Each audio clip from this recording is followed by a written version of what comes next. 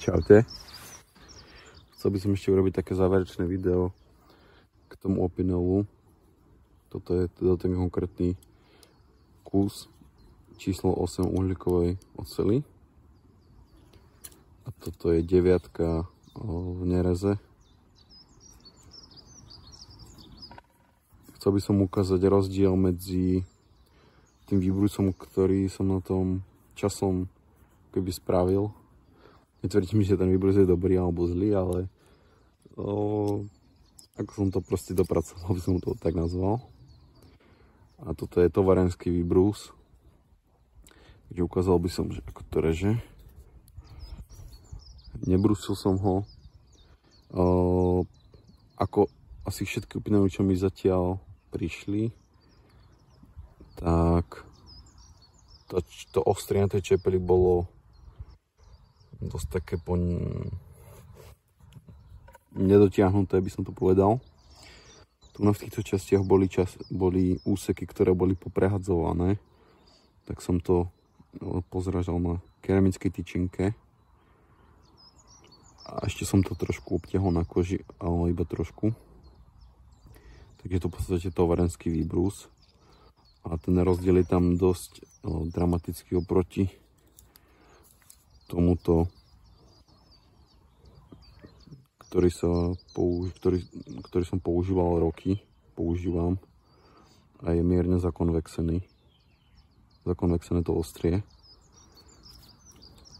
A toto aj umožnilo to oveľa jednoduchšie robenie hobliniek v tých videách. Pretože tento tovarenský výbrus nechce robiť hobliny, ale chce naozaj rezať. Čo si môžeme ukázať, keď skúsim robiť hobliny. Toto je teda mokrá lieska.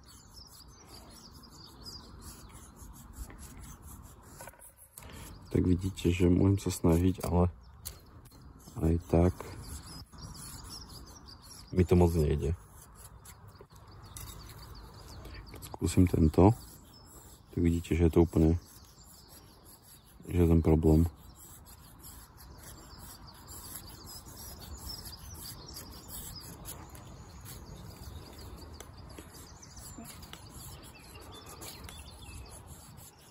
Možno je to len tým nezvykom, ten konkrétny model a ten výbrus, ale aj pocitovo je proste tento možno tupejší, ale to rezanie je proste iné. Keď skúsim zarezať silovo,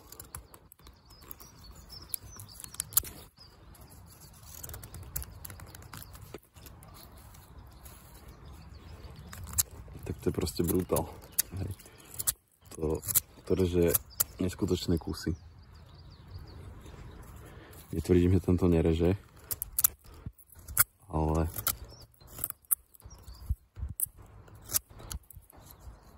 tento tovarenský výbrus je proste iný. Skúsime nejaké suché drevo. Opäť skúsim robiť hoblinky.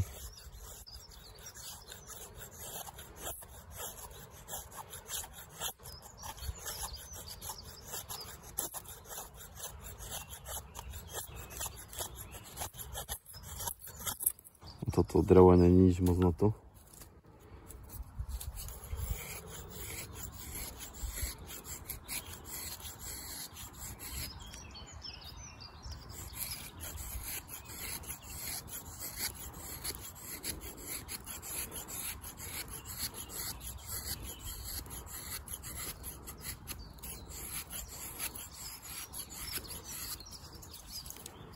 Tak to skúsim zase s týmto.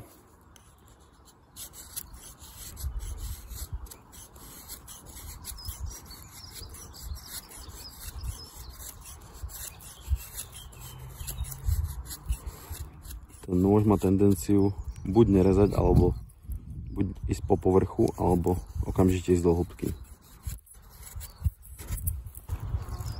Takže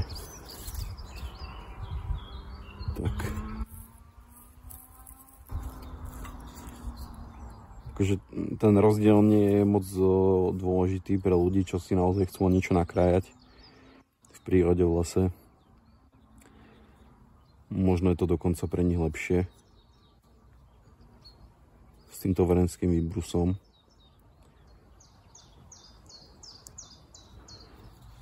Chcel som ukázať ten rozdiel. A druhá vec, čo som zabudol spomenúť pri tých opineloch, je, že ľudia mávajú problémy s tým, že im navlhne tá rúčka, prípadne tento čap, a nejde ten opinel potom otvoriť. Prípadne sa otvára ťažko, pretože to drevo sa keby zväčší objem bobtná a je z toho problém.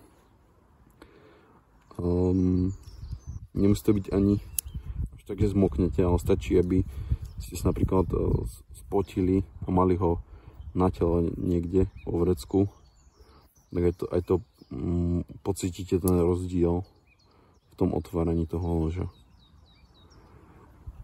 Netvrdím, že nepôjde otvoriť, ale budete tam vidieť ten rozdiel. Takže je dobre dávať pozor na ten opinel, aby sa nenamočil. Niektorí ľudia to zase napúšťajú olejom a tak.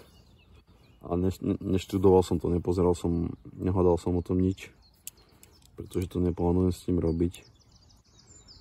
Stačí mi to také, ako to je, a dať naň pozor. Takže čo sa týka tej 9, tak môžeme robiť takto porovnanie. Vidíte, že tá 9 je dosť väčšia, hlavne tou rúčkou, pretože dĺžka čepely je skoro rovnaká. O pol centimetra asi tak. Tá rúčka je dosť väčšia aj masívnejšia.